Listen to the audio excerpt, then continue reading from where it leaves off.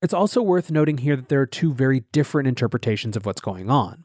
The first is that the IMF is concerned about money laundering and currency controls and fears that crypto can help people get around things like this. The second interpretation is that the IMF seeing crypto in places like Argentina as a do-it-yourself recovery vehicle that competes directly with their loans. Welcome back to The Breakdown with me, NLW. It's a daily podcast on macro, Bitcoin, and the big picture power shifts remaking our world.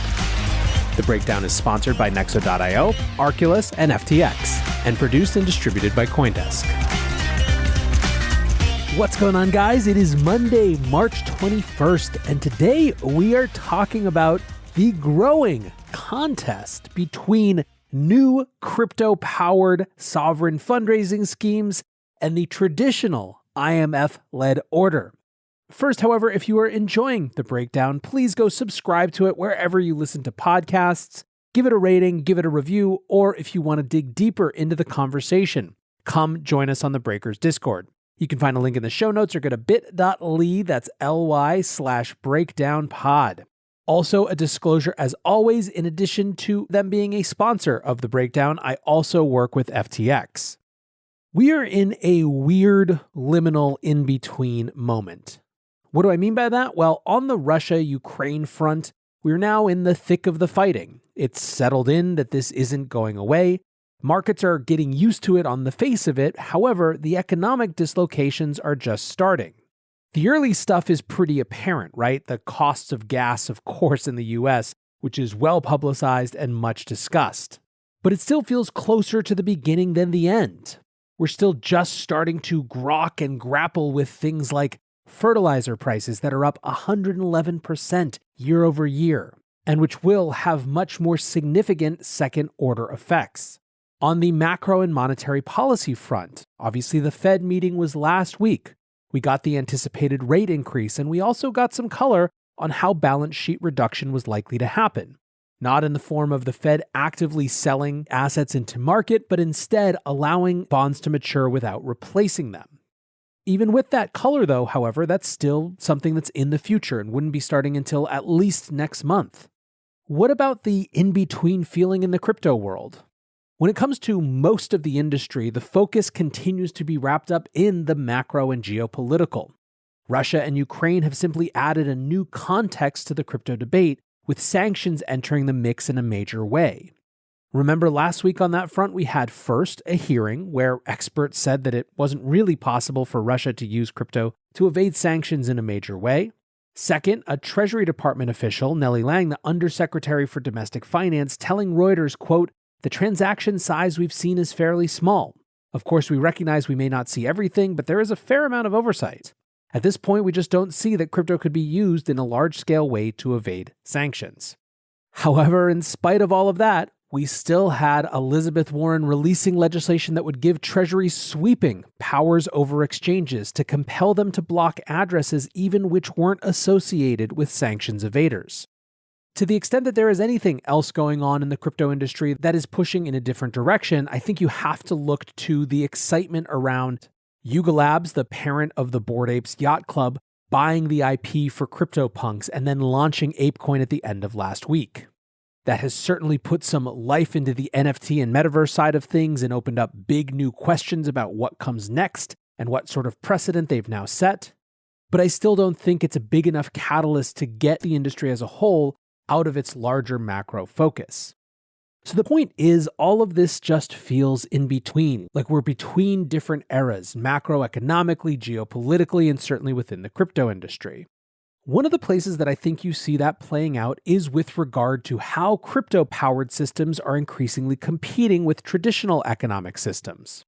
We've talked extensively on this show about the idea that we're moving from one global monetary order to another. You'll remember the Bretton Woods III show from now a week and a half ago or so, where we explored the idea that Russia's invasion of Ukraine, or more specifically the sanctions that came next, were the last gasp for an old order and the beginning of a new one. However, it's not just Russia and Ukraine that have made some people wonder if a new monetary order is emerging, and if so, what role Bitcoin and crypto more broadly have to play in that new order. These questions were certainly front and center last year when El Salvador announced that it was making Bitcoin legal tender and then proceeded in just a few months to do exactly that.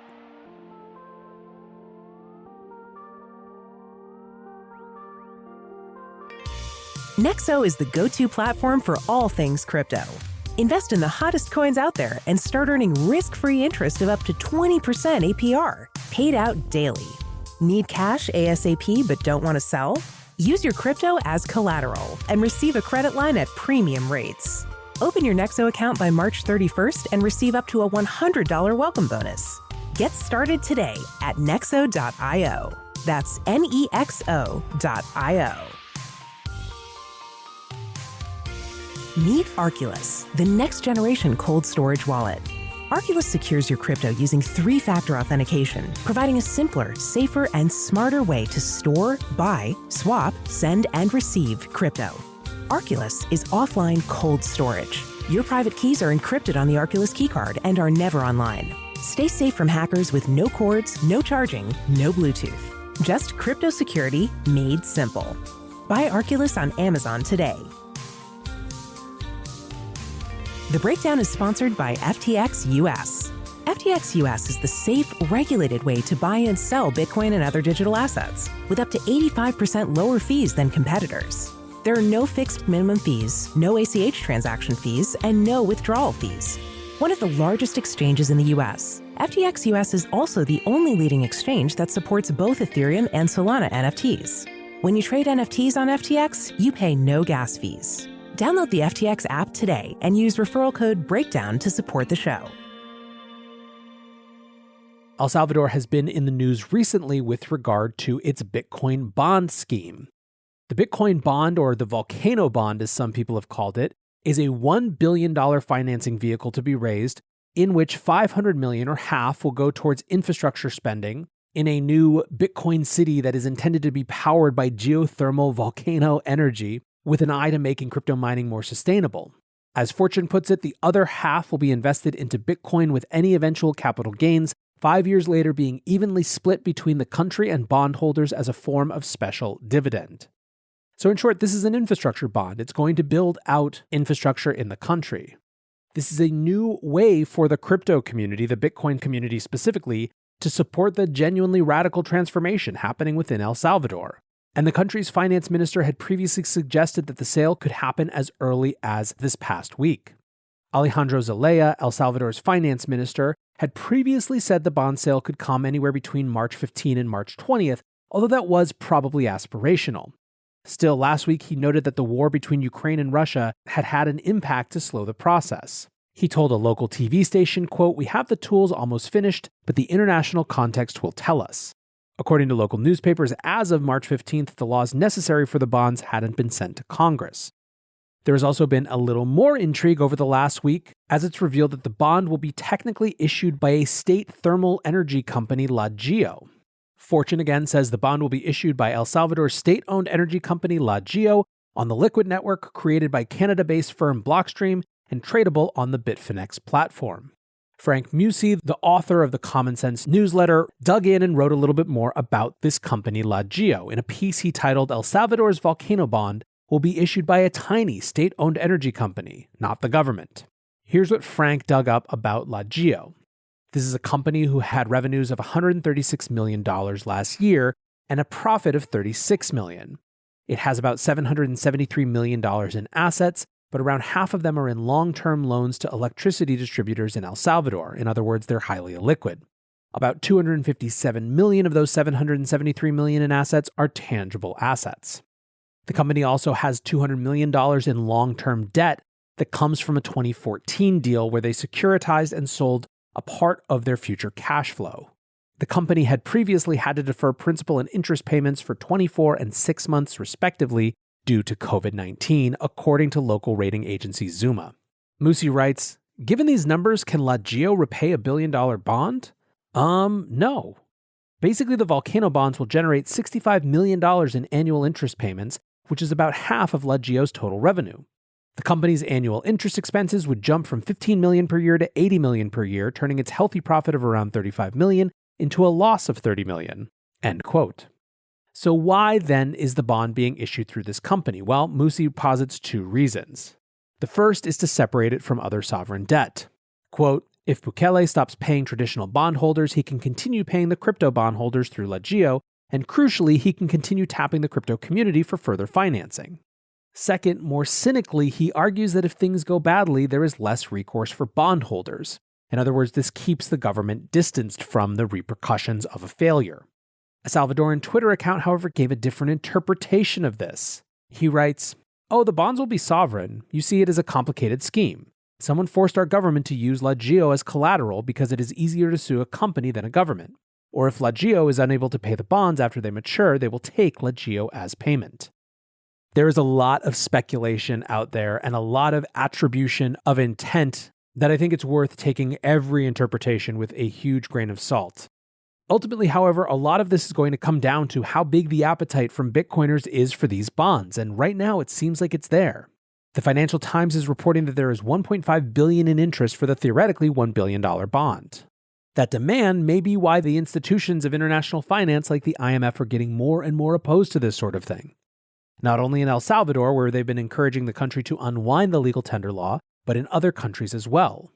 On that front, some fascinating news out of Argentina.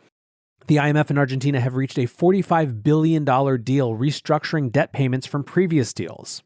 From the official press release, the IMF staff and the Argentine authorities have released a staff-level agreement on the economic and financial policies to be supported by a 30-month extended fund facility arrangement.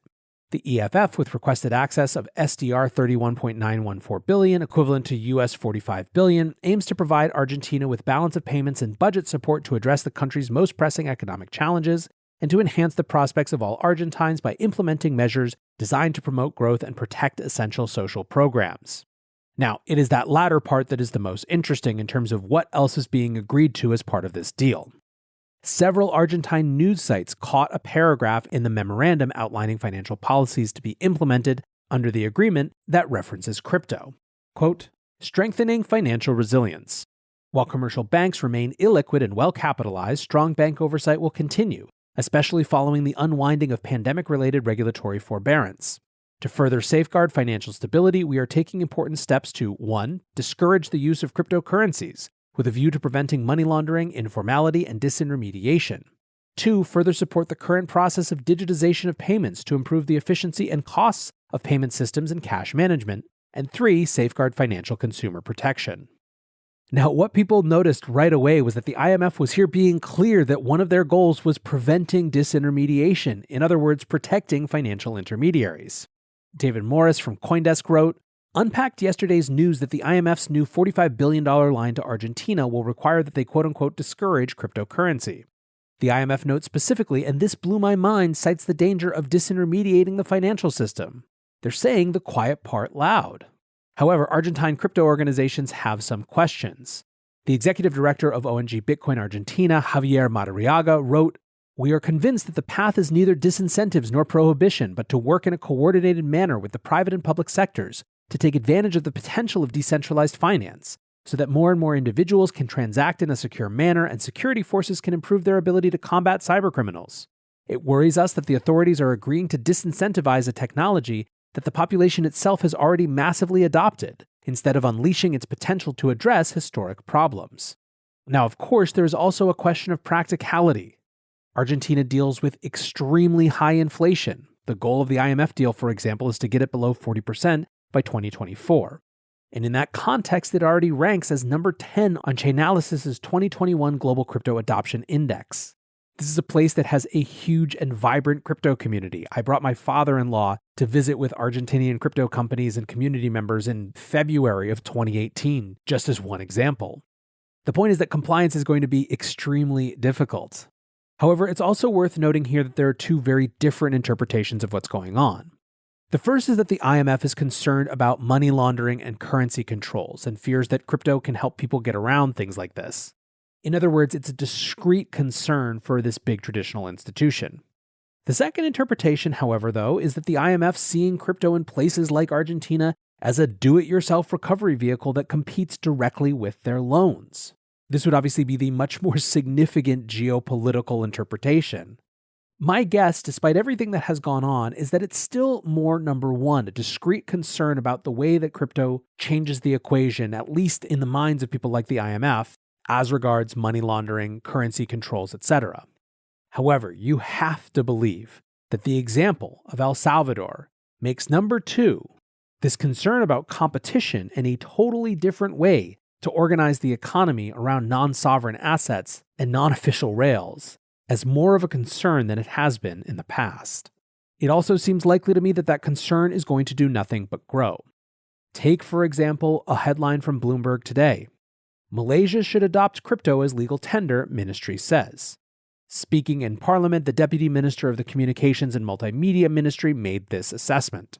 Now, this is a group that oversees the digital and broadcast sectors, things like rolling out 5G mobile networks and attracting tech investments. It's not clear exactly what their role with digital assets is, or even exactly which ministry has authority over digital assets. The central bank has not given a formal position on Bitcoin as legal tender, although in January it did tell Bloomberg that it was assessing CBDCs. Now, this could be just one rogue minister saying one rogue thing and it not meaning much more than that. However, there's no denying the extent to which Bitcoin is entering the discourse when it comes to the global monetary realignment. The Bitcoin bond, whenever it happens, could be another step in that, and you have to think that many governments around the world are watching with interest what happens then. For now, I want to say thanks again to my sponsors, Nexo.io, Arculus, and FTX, and thanks to you guys for listening. Until tomorrow, be safe and take care of each other. Peace. Hey, Breakdown listeners, come join CoinDesk's Consensus 2022, the festival for the decentralized world, this June 9th through the 12th in Austin, Texas. This is the only festival showcasing and celebrating all sides of blockchain, crypto ecosystems, Web3, and the metaverse, and is designed for crypto newbies, investors, entrepreneurs, developers, and creators. Don't miss speakers like Cathie Wood, SBF, CZ, Punk6529, and Joe Lubin, to name just a few. Use code BREAKDOWN to get 15% off your pass at coindesk.com/consensus2022.